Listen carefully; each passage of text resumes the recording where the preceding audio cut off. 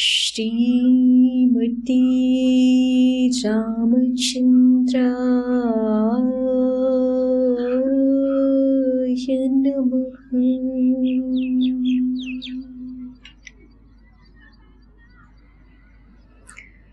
आपदामपहर्तारम् दातारम् सर्वसम्पदाम्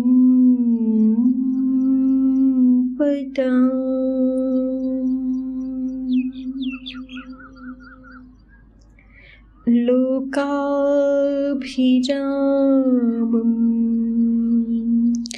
श्रीरामम्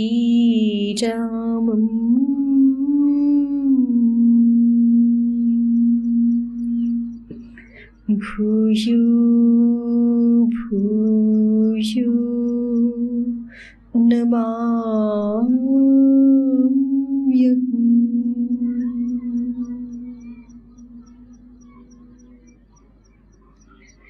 नीलाम्बुजश्यामल कोमलाङ्गम्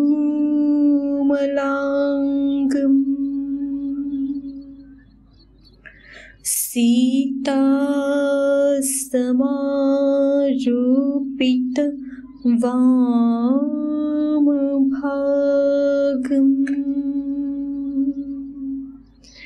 पाणौ महासायक चारुचापम्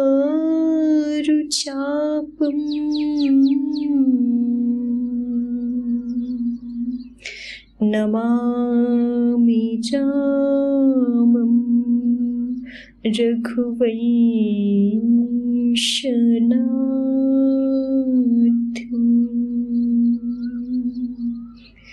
नमामि रामं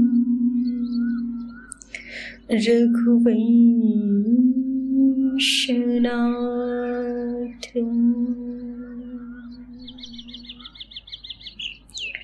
श्री सहित दिनकर बंसभूषण काम बहु छवि सोहई नव अम्बुधर बर कात अंबर पीत सुरमन मोहई मुकुटांगदादि विचित्र भूषण अंग अंगनि प्रतिसजी अम्भोजनयन विशाल उरभुज अम्भोजनयन विशाल उरभुज धन्य नर निरखन्ति जे धन्य नर निरखन्ति जे। सर्वदेवाधिदेव कामकोटि मनोहारि स्वरूप दिव्य गुण शील सन्निधान कृपा निधान भक्त वत्सल भगवान श्री राम जी का हमारे हृदय मंदिर में निरंतर वास निरंतर उपस्थिति रहे, सदैव जागृत जीवंत रूप से हम उनकी प्रीति का निष्ठा का भक्ति का रसपान करते रहें। इसी भाव के साथ मानस जी का स्वाध्याय हम कर रहे हैं। भगवान श्री हरि का ध्यान किस प्रकार से करें, उनके दिव्य स्वरूप का दिव्य गुणों का निरूपण यहाँ कर रहे हैं कुछ चौपाइयों के माध्यम से। उसमें हमने देखा मामवलोकय पंकज लोचन, विशुद्ध भक्त हृदय की प्रार्थना भगवान जी के प्रति क्या है मामवलोकय पंकजलोचन कृपा विलोकनी सोच विमोचन नीलतामरसश्याम काम अरी हृदय कंज मकरंद मधुपहरी जातुधान बरूथ बलभंजन मुनि सज्जन रंजन अघगंजन भूसुर ससी नव वृंद बलाहक असरन सरन दीन जन गाहक। अभी आगे एक और चौपाई के द्वारा कह रहे हैं, भुज बल विपुल भार मही खंडित। भगवान जी की लीलाओं का यहाँ पर वर्णन है। तो भुज बल विपुल भार मही खंडित, भगवान जी का जो यहाँ पर लीला चरित है उसको वर्णन करते हुए कह रहे हैं, भुज बल विपुल। भगवान जी का सामर्थ्य बल संसार में सबसे बढ़कर है, उनके समान और किसी का बल है नहीं। भुज बल विपुल भार मही खंडित, और अपने बल सामर्थ्य से उन्होंने पृथ्वी के भी भार को, पृथ्वी पर जो राक्षसों का भार बढ़ गया था उसको भी खंडित किया है। खर दूषण विराध बध पंडित, और भगवान जी खर दूषण विराध आदि असुरों के, राक्षसों के वध में अत्यंत चतुर हैं। भगवान से अधिक सामर्थ्यशाली इस संसार में और कोई है नहीं। सबसे अधिक संसार में हमें जहाँ कहीं भी बल दिखाई पड़ता है, पावर दिखाई पड़ती है, वो सारा का सारा बल आदि स्रोत भगवान जी से ही सबको प्राप्त हो रहा है, उनके बिना। जैसे उपनिषदकार कहते हैं कि भयादस्य वायुः वाति भयात् तपति सूर्यः। भगवान जी के मानो भय से ही सूर्य तप रहा है, वायु प्रवाहित हो रही है, अर्थात उनसे बल पा करके ही हो रही है। बिना भगवत बल के तो अन्य देवता भी अपने बल को प्राप्त नहीं कर सकते। केनोपनिषद में इस संदर्भ में एक बहुत सुंदर कथा आती है प्रारंभ में ही, कि एक बार देवताओं को जो है अभिमान हो गया कि हम ही बड़े हैं, हमारी ही संसार में सर्वत्र विजय है, हम ही सबसे बढ़कर हैं। ऐसे देवताओं के मन में एक बार आ गया, ब्रह्म ह देवेभ्यो विजिज्ञे तस्य ह ब्रह्मणो विजये देवा अमहीयन्त त ऐक्षन्त अस्माकमेव अयं विजयः अस्माकमेव अयं महिमा इति। उपनिषद ऋषि कहते हैं कि संसार में वास्तव में तो सर्वत्र जो परात्पर ब्रह्म है, स्वयं सनातन परम सनातन भगवान है, उन्हीं की सर्वत्र विजय है, उन्हीं की इच्छा के अनुसार सब कुछ होता है जैसा वो चाहते हैं। लेकिन एक बार देवों के मन में ये आया कि ब्रह्म की विजय को देख करके उन्होंने सोचा कि अस्माकमेव अयं विजयः, ये तो संसार में हमारी ही सब और वाहावाही हो रही है, ये हमारी ही विजय है, ये हमारी ही महिमा है। ऐसा देवताओं के मन में अभिमान उत्पन्न हो गया।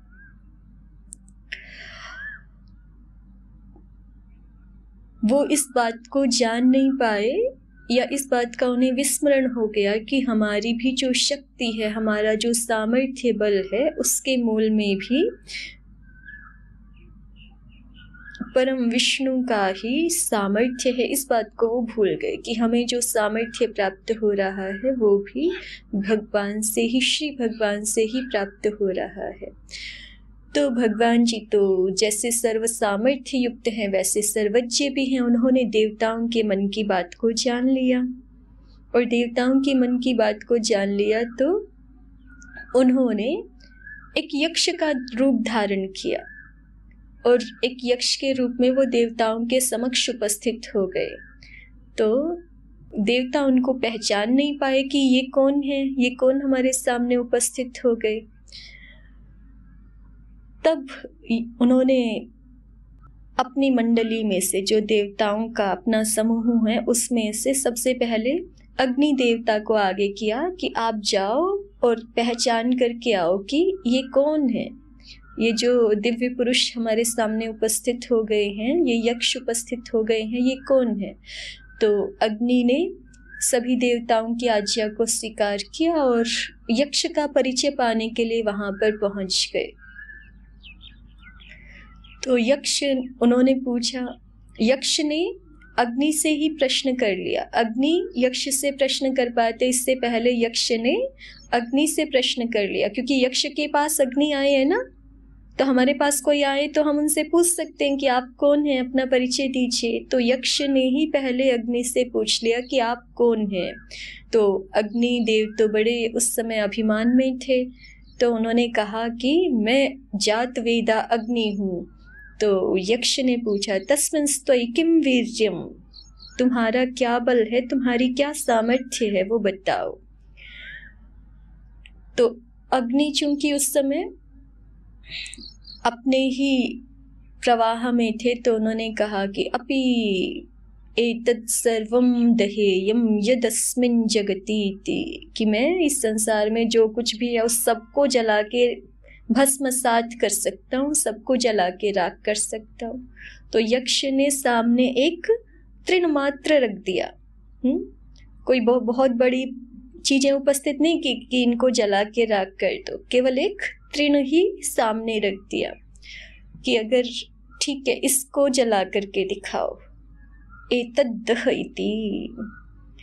तो अग्नि जो है वो अपने पूरे सामर्थ्य के साथ उस तृण पर झपटे, और मन में तो उनके ऐसे आया कि मेरा तो इतना सामर्थ्य है, मैं पूरे संपूर्ण संसार को प्रलयाग्नि में जला सकता हूँ, ये तो क्या है, ये तो छोटा सा तृण है। तो अपने पूरे सामर्थ्य से उस तृण पर झपटे, लेकिन उसको जला नहीं पाए, उस एक छोटे से तिनके को भी जला नहीं पाए अग्निदेव। तो फिर अपने मन में बहुत मायूस हो गए, वहीं से लौट गए और देवताओं को जाकर के बताया कि ना हम एतदशकम विज्ञातुम यदेतद यक्षम इति, कि मैं तो जान नहीं पाया कि ये यक्ष क्या है, ऐसा मैं तो जान नहीं पाया, समझ नहीं पाया। तो अग्नि देवता लौट गए। फिर देवताओं ने वायुदेव को भेजा कि आप जाकर के पता करके आओ कि ये यक्ष कौन है, ये दिव्य पुरुष कौन है। तो वायु देवता भी अपने मन में बड़े अस्मिता पूर्वक, बड़े अभिमान पूर्वक पहुंचे। यक्ष ने उनसे भी प्रश्न किया कि आप कौन हैं। तो वायु ने बताया कि मैं वायु हूँ। और फिर यक्ष का अग्रिम प्रश्न कि आप में क्या वीर्य है, क्या आपकी शक्ति है, तस्मिंस्त्वयि किम वीर्यमिति। और वायु देवता ने अपना परिचय देते हुए कहा, अपि एतत् सर्वम आददीय यद एतत् जगति इति, कि मैं इस संसार में जो कुछ भी है ना, सबको उड़ा के ले जा सकता हूँ, मेरा इतना तीव्र सामर्थ्य है, मुझ में इतना बल है। वायु तो बहुत प्रबल होता है ना, जब आंधी तूफान आता है सब कुछ उड़ा के ले जाता है, बड़े बड़े चक्रवात तूफान आते। तो वायु ने अपना सामर्थ्य बताया कि मैं तो सब कुछ उड़ा के ले जा सकता हूँ। तो यक्ष ने फिर से वही तृण सामने रख दिया कि आप इस तृण को उड़ा के ले जाओ। तो वायु अपने पूरे वेग से उस तृण की ओर बढ़े, लेकिन उस तृण को अपने स्थान से हिला भी नहीं सके। उड़ा ले जाने की बात तो दूर, अपने स्थान से हिला भी नहीं सके। तो वहीं से वायु समझ गए कि ये कोई सामान्य पुरुष नहीं है हमारे सामने जो उपस्थित है। तो वहीं से लौट गए और देवताओं को जाकर के बताया कि मैं इसको नहीं जान सका, ये कौन है। तो फिर देवताओं ने आपस में परामर्श किया और फिर जो देवराज इंद्र हैं वो स्वयं, इंद्र शब्द यहाँ पर एक तरह से आत्मा का उपलक्षण है। तो इंद्र स्वयं उपस्थित हुए उस यक्ष पुरुष को जानने के लिए, और जैसे ही इंद्र उपस्थित हुए तो फिर वहां से वो यक्ष पुरुष अंतर्धान हो गए। तो फिर उसके पश्चात वहीं पर जहां देवता उपस्थित हैं, वहीं पर उमा नाम की एक स्त्री समुपस्थित हुई। उमा हमारे अध्यात्म जगत में बुद्धि का परिचायक है। तो उसने देवताओं को बताया कि ये जो यक्ष पुरुष है ये सामान्य पुरुष नहीं है, यही आपकी समस्त शक्तियों के मूल आदि पुरुष भगवान हैं। तो इसलिए आप अपने अपने बल का अभिमान ना करें, आपका जो बल है वो भगवान के बल से ही है। तो जब ये देवताओं के लिए भी सत्य है, सभी देवों के भी परम देव भगवान है, समस्त देवता गण भी उन्हीं से अपनी शक्ति प्राप्त करते हैं, तो फिर हम मनुष्यों के लिए, हम प्राणियों के लिए जो इस पूरे अनंत कोटि ब्रह्मांड में हम हमारी स्थिति देखें तो कण के समान भी नहीं है, तृण के समान भी नहीं है, इतना बड़ा जगत का विस्तार है। भगवत स्वरूप का जब वर्णन करते हैं तो गोस्वामी तुलसीदास जी ही आगे कहेंगे कि एक एक रोम में जिनके अनंत अनंत ब्रह्मांड समाये हुए हैं, ऐसा भगवत स्वरूप विराट है। तो उसमें हम हमारी स्थिति देखें तो तृण के समान भी या कहीं कण के समान भी नहीं है, और उसमें फिर किसी प्रकार का भी अभिमान, शक्ति का, रूप का, बल का, सामर्थ्य का, ये बहुत व्यर्थ है। हमारा बल अति नगण्य है, और जो है सो भी भगवत कृपा से ही है। और भगवान जी बल के अगाध सिंधु हैं, उनमें सर्वातिशायी रूप से बल विद्यमान है। तो भुज बल विपुल, उनका वीर्य, उनका सामर्थ्य विपुल है, प्रचुर है, उसके आगे अन्य किसी का भी बल ठहर नहीं सकता। तो अपने उसी बल के द्वारा भार मही खंडित, भगवान जी क्या करते हैं, पृथ्वी के लिए जो भी भार रूप होता है ना, उसको अंततः विनष्ट कर देते हैं। कुछ काल तक तो कोई भी आसुरी लीला, राक्षसी लीला प्रचलित हो सकती है संसार में, लेकिन अंततः भगवान जी उसको अपने दिव्य सामर्थ्य से नष्ट ही कर देते हैं।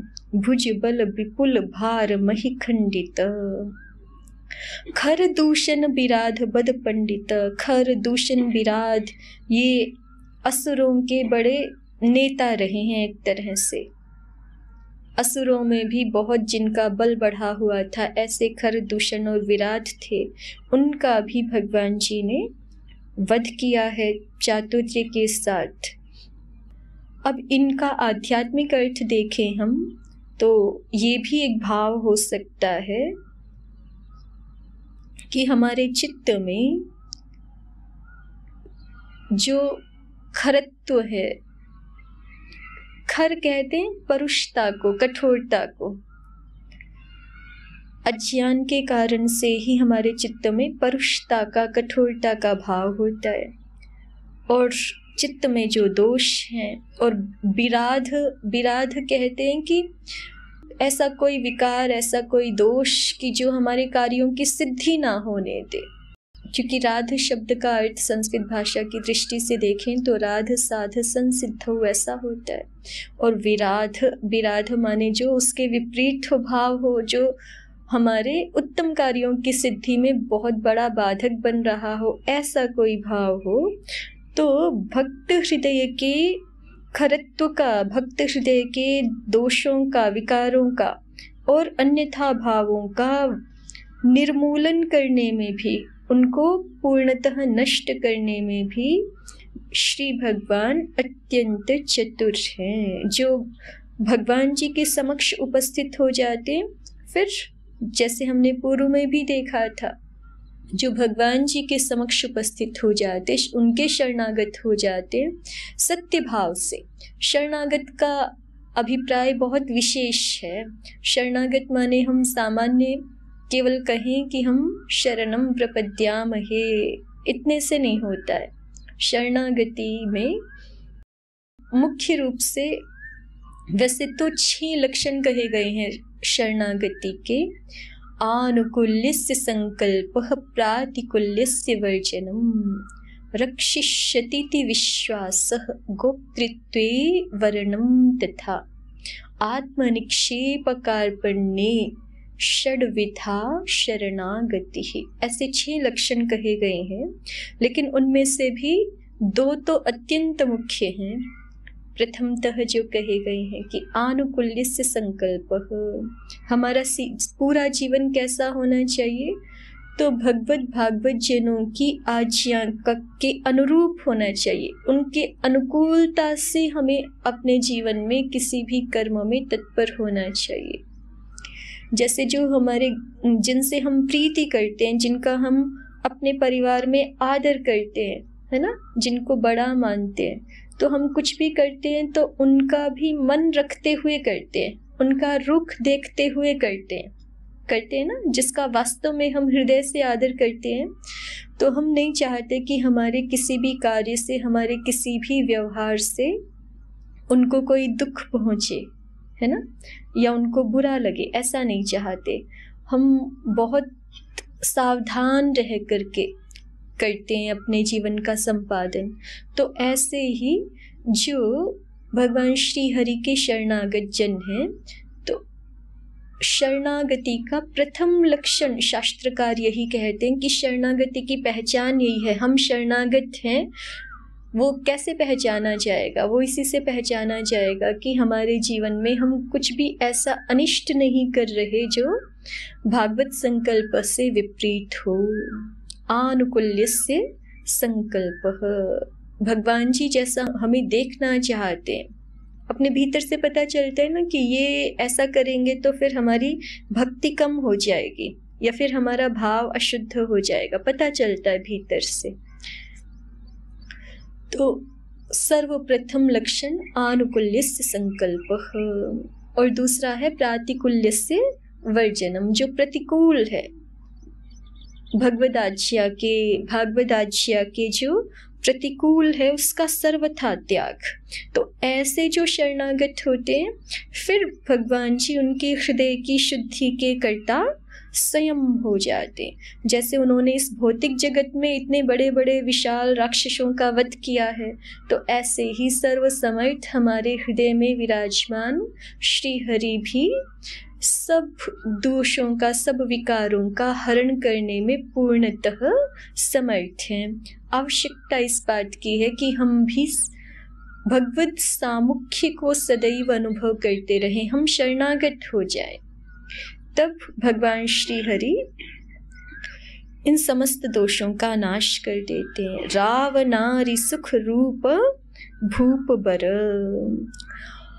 रावणारि, रावण का वध करने वाले, रावण के शत्रु, सुख रूप और स्वयं आनंद रूप भूप बर। इस संसार में भूप कहते राजा को, भुवम पातीति भूपः, जो पृथ्वी की रक्षा करता है वो पृथ्वी का राजा होता है भूप, और संसार के सब राजाओं में भी सबसे बढ़ करके सर्वश्रेष्ठ जो हैं वो भूप बर भगवान श्री राम जी। तो भूप बर सुख रूप रावणारि, संसार के सभी नृपों में भी जो नृपोत्तम है, ऐसे सुख रूप आनंद स्वरूप और रावणारि, रावण का भी नाश करने वाले हैं। रावण को हम दूसरे अर्थों में देखें तो रावण उपलक्षण है यहाँ पर काम भाव का, है ना। वैसे तो रावण जो है ब्राह्मण कुल में उत्पन्न है, पुलस्त्य ऋषि के वंश में, बहुत उत्तम वंश में उत्पन्न है, और उसको सब प्रकार का भौतिक ऐश्वर्य भी प्राप्त है। उसके पास तो सोने की लंका थी ना, स्वर्णमयी लंका का अधिपति था रावण। तो इतना सब कुछ होते हुए भी, समस्त भौतिक ऐश्वर्य होते हुए भी, और वेदों का बहुत अच्छा विद्वान था, ज्ञाता था, कर्मकांड का भी अनुष्ठान करने वाला था, लेकिन सारे उत्तम गुण होते हुए भी रावण का जो नाश हुआ है वो किसके कारण हुआ है? एक काम भाव के कारण, अन्यथा काम भाव के कारण, जो शास्त्रों के विरुद्ध काम भाव है ना, उसके कारण से रावण का नाश हुआ है, धर्म विरुद्ध काम का आचरण करने से। तो जब भगवान जी रावण के विनाशक हैं संसार, इस भौतिक संसार में, तो दूसरे अर्थों में हम इसको आध्यात्मिक अर्थों में देखें तो इसी प्रकार से हमारे हृदय में यदि कोई अन्यथा काम भाव है, उसका भी भगवान श्री विनाश करने वाले हैं। रावण आदि काम क्रोध आदि दोषों का भी विनाश करने वाले हैं, आनंद स्वरूप है। और जो लोग थोड़े बुरे कार्यों में प्रवृत्त हो जाते हैं ना, वो बुरे कार्यों में ही फिर एक प्रकार का तामसिक सुख लेने लगते हैं। तो फिर हम ऐसे समझे कि हम भगवत शरणागति को प्राप्त हो जाएंगे, तो फिर हमें जो थोड़ा बहुत भौतिक सुख प्राप्त हो रहा था उससे भी हम वंचित हो जाएंगे। तो ऐसा नहीं है। सुख रूप संसार के समस्त सुखों से बढ़कर के भगवान का आनंद है। वो जिसको एक कण भी प्राप्त हो जाता है फिर उसकी अविचल स्मृति हो जाती है, उसको तो संसार का फिर कोई पदार्थ, कोई आनंद उसको तृप्त करने में समर्थ नहीं रहता, उसको फिर भाता ही नहीं है कोई सांसारिक पदार्थ। तो समस्त भौतिक सुखों से बढ़ कर के सुख रूप आनंद स्वरूप भगवान जी का है भूप बर। और वो देखो, संसार के किसी भी बड़े व्यक्ति से भी किसी का संपर्क हो जाता है ना, तो फिर वो अपने आप को कितना सुरक्षित महसूस करता है कि हमारा तो उनसे संबंध है, कोई समस्या होगी तो देख लेंगे, सुलझा लेंगे, है ना।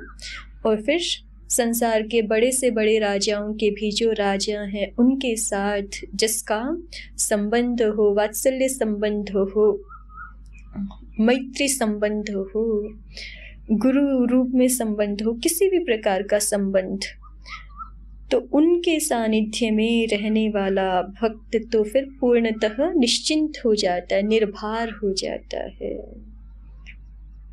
जय दशरथ कुल कुमुद सुधाकर। गोस्वामी तुलसीदास जी कहते हैं कि ऐसे सद्गुण संपन्न जो दशरथ के कुल रूपी कुमुद पुष्प के लिए जो चंद्रमा के समान है। कुमुद पुष्प जो है वो चंद्रमा को देख करके खिलता है रात में, तो दशरथ कुल रूप कुमुद पुष्प के लिए जो सुधाकर के समान है, चंद्रमा के समान है, ऐसे भगवान श्री राम हमारे हृदय में सदैव विजय भाव को प्राप्त रहें, अर्थात समस्त अन्य भाव हमारे चित्त में द्वितीय तृतीय स्थान पर रहें और प्रथम स्थान पर, सर्वोपरि स्थान पर भगवान श्री हरि का ही हमारे हृदय साम्राज्य में सदैव सर्वोपरि स्थान रहे। ऐसी प्रार्थना कर रहे हैं।